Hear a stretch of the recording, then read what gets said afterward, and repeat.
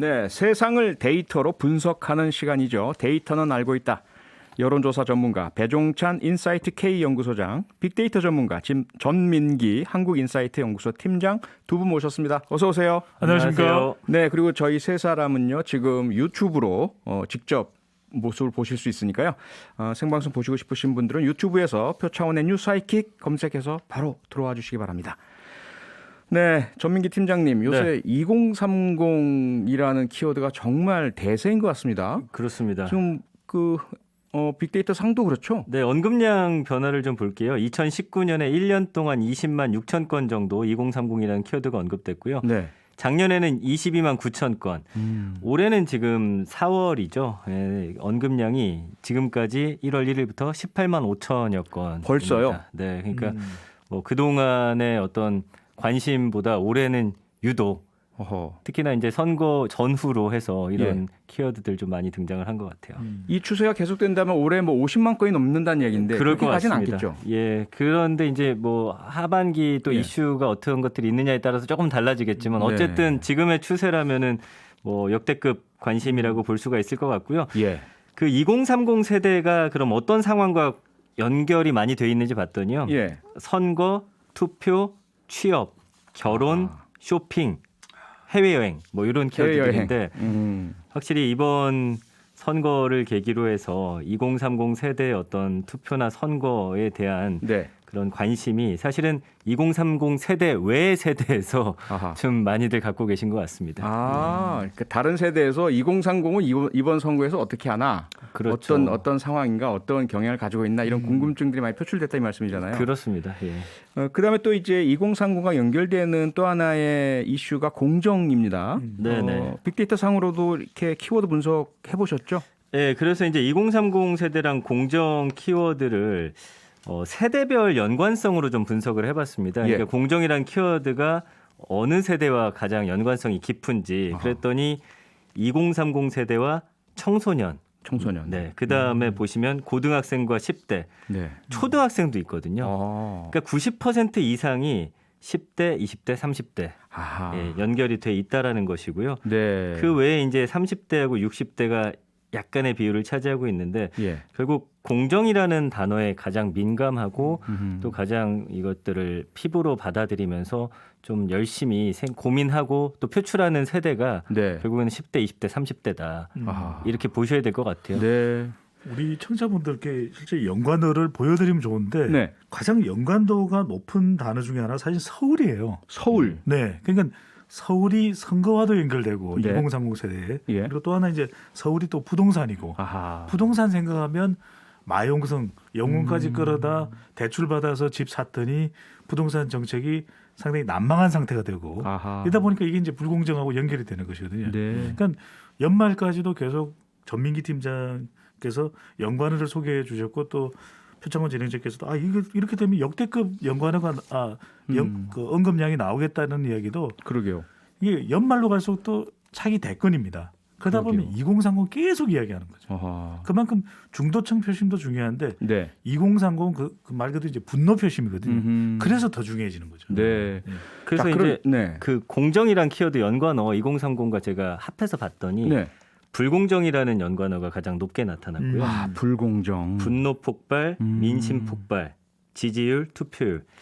그 예전과 다르게 2030들은 굉장히 적극적으로 이 선거에 참여하고 있다. 그리고 이 세대들은 이제 미닝아웃이라고 해가지고 본인의 가치 같은 것들을 SNS로 사실은 계속 표출해왔던 세대이기 때문에 익숙합니다. 그래서 뭐 예전처럼 뭐 2030 세대 아무것도 모른다라든지 아니면 뭔가 참고 이야기하지 않는다 그렇지 않고요. 본인들의 SNS나 이런 것들을 잘 활용해서 사실은 본인들의 의견을 사실 그동안 계속해서 열심히 내고 있었거든요. 그렇지만 사회가 좀 관심이 없었고 정치권에서 좀 이거를 크게 보지 않았던 그런 결과라고 저는 생각이 듭니다. 배 소장님 사실 얼마 전까지 1년 전으로 저는 기억하는데요. 그때까지 2030의 투표율이 낮다. 제발 투표 좀 해 주십시오. 이러면서 계속 썼던 말이 뭐냐면 투표는 노년 세대들이 하고 그 결과는 청년들에게 다가온다. 그런데 이번에 이 2030의 투표율이 확 높아지면서 40, 50, 60 이 기성세대들이 확 놀란 게 아닌가 이런 생각이 많이 들거든요. 그럼요. 특히 이제 선거에 20, 30대의 투표율이 높아지면 그만큼 투표 결과가 선거 결과가 이제 요동칠 수밖에 없는데 네. 2030이 중요한 건 이제 분노입니다. 2017년 대통령 선거에서 대거 등장해서 네. 더불어민주당에게 표를 몰아줬던 가장 큰 이유는 분노거든요. 그랬죠. 이 국정농단과 탄핵은 불공정하다. 맞아요. 어디 감히 누구에게 국민들이 실어준 이 국정 운영에 대한 권리를 다른 사람에게 양도할 수 있더니 이건 말이 안 된다는 거거든요. 그렇죠. 그러니까 그 이후에 2018년에 지방선거가 있었고 그리고 2020년 또 총선까지 이 여당에 이제 힘을 실어줬던 이유는 한번 개혁을 해봐라. 네. 근데 이제 그 개혁에 대한 기대치에 미치지 못하기 때문에 이번에는 일종의 분노 표심이 등장한 것이거든요. 네. 그러니까 이번에 2030 표심을 이야기하면서 제발 아는 척 좀 안 했으면 좋겠다. 2030의 마음을 모르면서 왜 그렇게 아는 척을 하느냐. 사실 이게 가장 커요. 저도 솔직하게 그러니까요. 말씀드리면 그러니까요. 우리가 참 알기 힘듭니다. 네. 아무리 이게 뭐 프로파일링이 영역은 아니거든요. 그렇기 때문에 네. 앞으로도 이 대선을 한 1년여 앞두고 있는데 예. 이게 중요합니다. 2030은 마치 이게 집단 표심으로 나타나거든요. 특정 분노에 대해서. 네네. 그래서 2018년 1월 달에 가상화폐 거래소를 전 법무부 장관이 폐쇄한다고 했을 때 난리가 났습니다. 그랬죠. 그리고 인천국제공항공사 문제도 그랬고 이번의 경우에 이제 LH 사태 부동산 가격이 올랐다는 것이 문제가 아니라 왜 이런 불공정을 놔둘 수가 있느냐. 그렇죠. 발본색원하라. 이런 분노가 상당히 강했다고 볼 수가 있는 거죠. 네, 지금 들으시면서 2030 세대로 추정되는 분들이 많은 네. 문자를 올려주고 계십니다. 8883님이요. 저희 30세대에서 볼 때 정치하는 분들은 다 세금만 월급으로 받아가는 꼰대로 생각합니다. 일은 안 하고요. 여기에 이제 배 소장님 말씀 주신 것처럼 알지도 못하면서 아는 척하는 가르치려고 하는 네. 이 꼰대적인 모습들을 정치인들이 너무 많이 보여주고 있는 거 아닌가.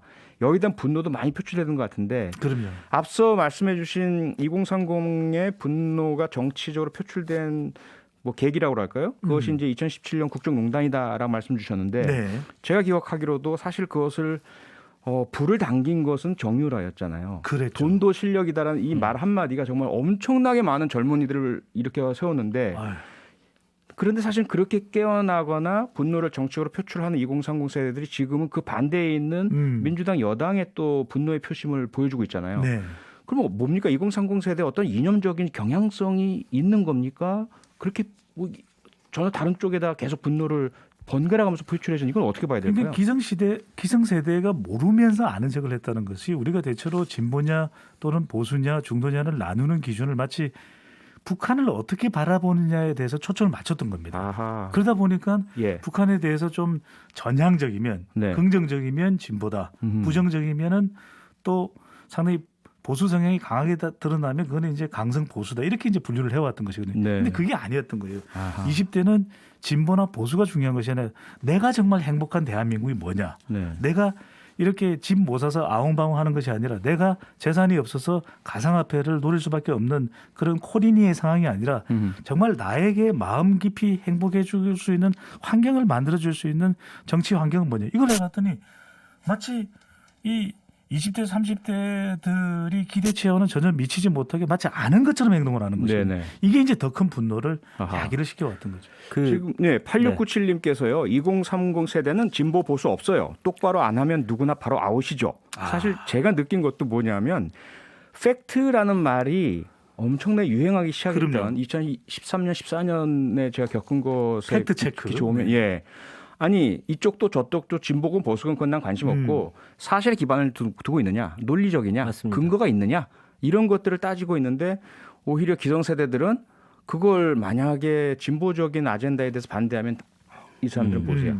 또 보수적인 아젠다에 반대하면 저 사람들은 진보야라고 그냥 규정을 해버리는 맞습니다. 참 그런 문제가 있었던 것 같아요. 그래서 그 빅데이터 상에서도 보면은 사안별로 갈리지 이거를 뭐 어떤 정치적인 이념이나 이렇게 좀 가르긴 힘들 것 같고요. 네. 제가 볼 땐 실용적이고 합리적인 세대고 예. SNS 세대이기 때문에 사실은 SNS 특징이 친구 맺기도 쉽고 끊기도 쉽잖아요. 그렇죠. 내가 정말 이 정당을 응원했지만 나와 가치가 맞지 않는다. 그럼 뭐 빠르게 또 손절할 수 있는 세대여서 네. 사실은 그런 부분들 좀 민감하게 반응해야 되지 않을까라는 생각이 듭니다. 네.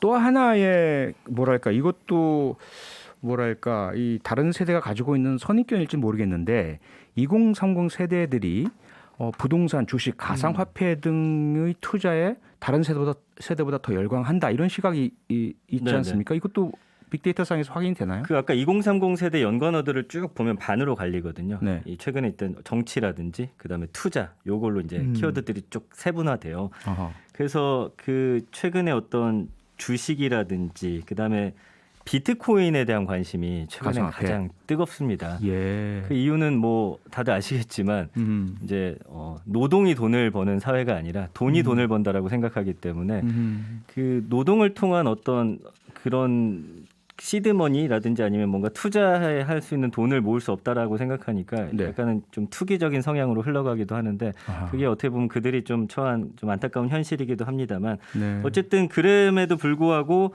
이제 주린이라는 키워드가 많이 요즘에 등장을 하고 있어요. 투자와 주린이. 관련해서. 네. 사실은 뭐 이제 어린이를 이렇게 좀 미숙한 존재로 다룬다고 해서 좀 쓰지 말자는 뭐 분들도 계시지만 주식 어린이죠. 그렇죠. 그 줄임말이 주린이. 그래서 네. 요즘 2030 세대의 특징을 보면은 그래도 이제 주린이와 관련된 상황들을 보면 강의, 공부, 모임, 스터디.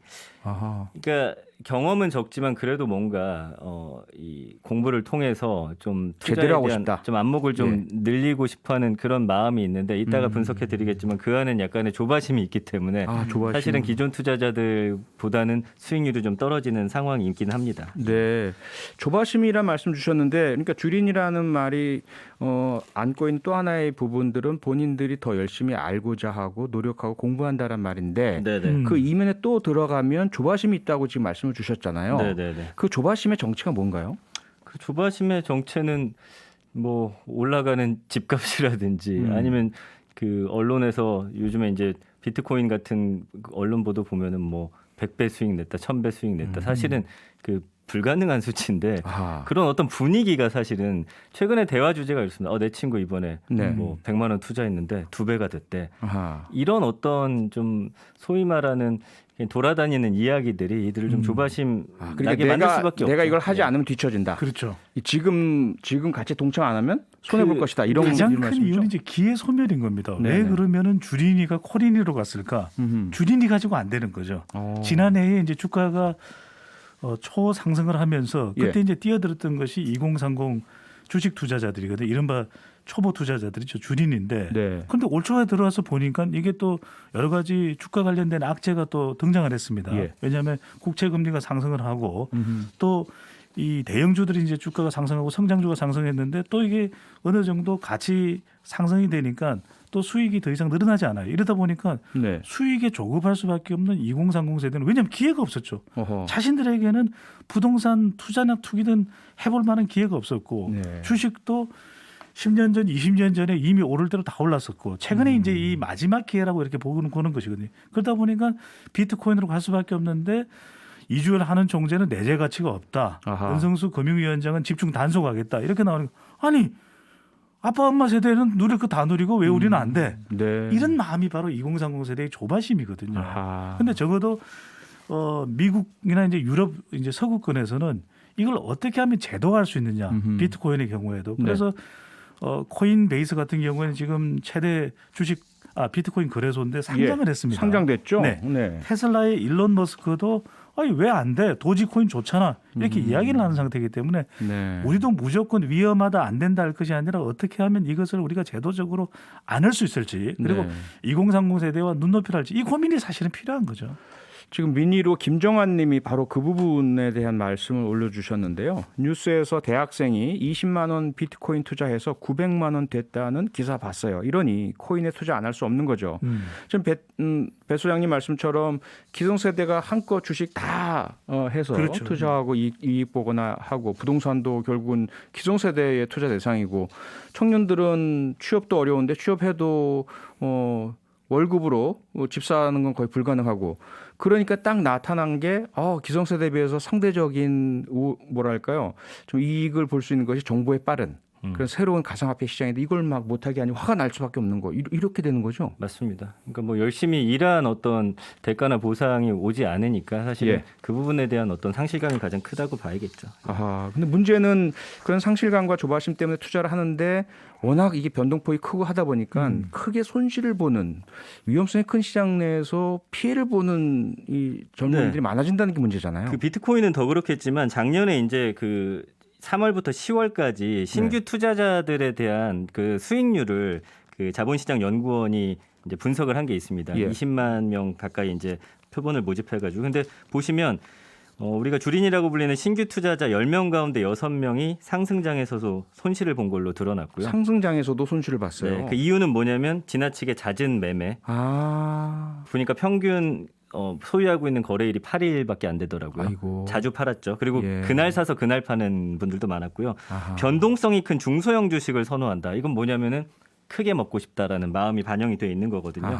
근데 이제 작년에 신규 투자자 보면 20대가 28%, 30대가 26%로 2030이 절반을 넘고 있다라는 거예요. 그렇기 때문에 2030 세대들이 투자는 해서 뭔가를 하고 싶은 마음은 큰데 역시나 조급함이 있다. 조급함, 조바심 아까 말씀해 주셨던. 네. 마지막으로 배 소장님.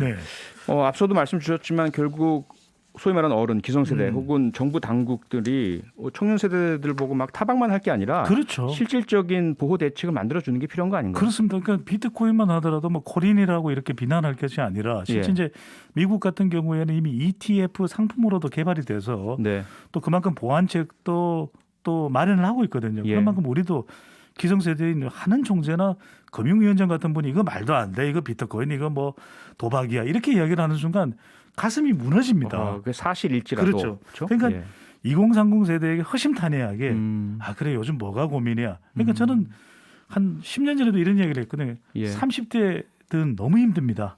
이들에게 손을 내밀고 우리가 아무런 대가 없이 도와줘야 되는 그 단계로 가야 되는 것이죠. 네, 대화도 하고 좀 우리 청년들에 대한 따뜻한 배려와 보호의 마음을 우리가 가져야 될 것 같습니다. 오늘은 여기까지 듣겠습니다. 세상을 데이터로 분석하는 데이터는 알고 있다. 전민기 한국인사이트 연구소 팀장, 배종찬 인사이트 K 연구소장이었습니다. 두 분 고맙습니다. 감사합니다. 고맙습니다. 평일 저녁 6시 5분에 여러분을 찾아갑니다. MBC 라디오 표창원의 뉴스 하이킥.